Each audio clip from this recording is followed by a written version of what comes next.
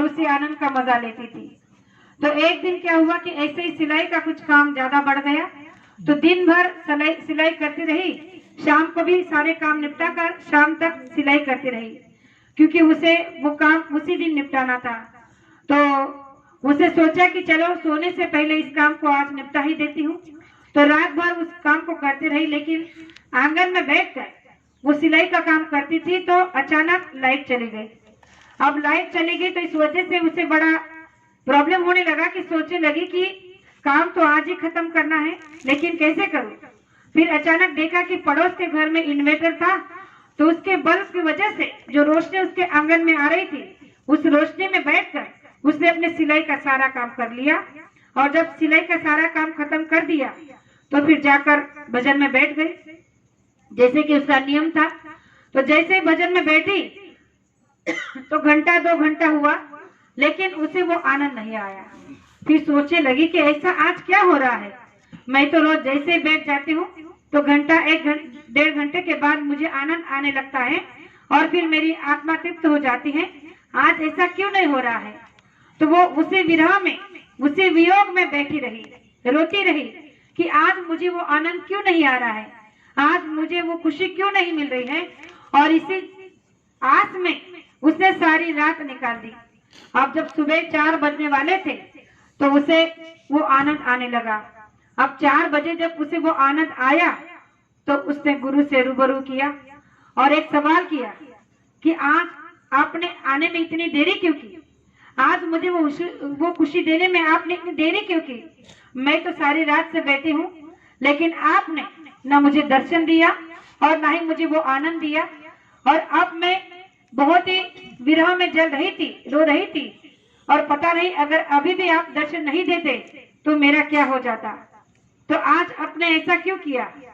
तो उसे उत्तर मिला, कहने लगे कि जो काम तू रोज मेहनत और ईमानदारी के साथ करती थी, तो वो उसके वजह से मैं तेरे कर्म को देखकर, जो तेरा कर्म बनता था कि तू अपने ही मेहनत और मजदूरी के काम कमाई को कर कर अपने घर के लाइट में सिलाई का काम कर कर जब भजन पर बैठती थी तो तुझे आनंद मिलता था।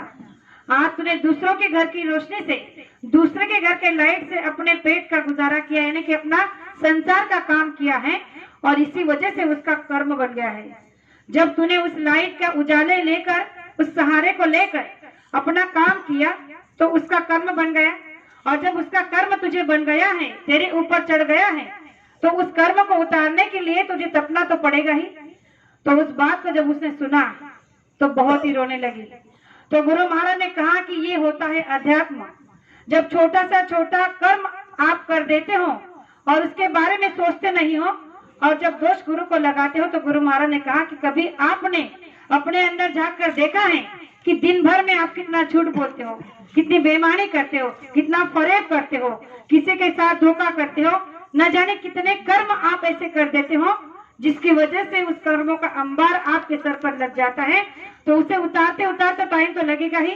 तो फिर आप कैसे मान लेते हो कि आपका भजन नहीं बन रहा है, आपका ध्यान नहीं बन रहा है। इसके लिए पहले आपको उस कर्म को समझना होगा, उस तरह से तैयार बनना होगा, उस तरह से अपने आप को निर्मल करना होगा, तब जाकर आप इसके पात्र बन सकते हो। तो गुरु महाराज ने कहा कि अध्यात्म खेल नहीं है।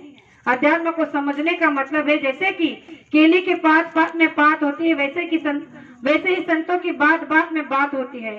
तो गुरु महाराज ने इन छोटे छोटे उदाहरण देकर हमें समझाने की कोशिश यही की है कि आप संसार में आए हो तो संसार करो, लेकिन कर्म ऐसे करो कि जिससे आपकी पूजा हो जाए और आप इस कर्म को समझकर अपने आप की पूजा करने लग जाओ। यानी कि अंदर में जो जीवात्मा हमें दी है गुरु महाराज ने, जिसे जगाने का वादा गुरु महाराज ने किया है, उसे जगाने का एक ही रास्ता है और वो है ध्यान भजन सुमिरन।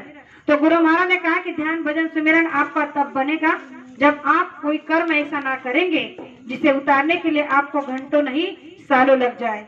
तो प्रेमियों, ज्यादा कुछ ना कहते हुए दीपावली के इस शुभ अवसर पर यही कहना चाहूंगी कि हम अपने कर्म सोच समझ कर करें, ताकि गुरु महाराज ने जो कहा है कि जीते जी परमात्मा का दर्शन आपको इसी मनुष्य मंदिर में कराना है तो वो अवश्य करेंगे, लेकिन इसके लिए सबसे पहले हमें अपने कर्मों पर ध्यान देना होगा।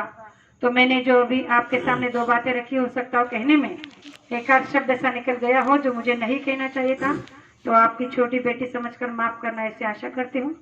और मेरे दो शब्द को यही विराम देना चाहती हूँ। जय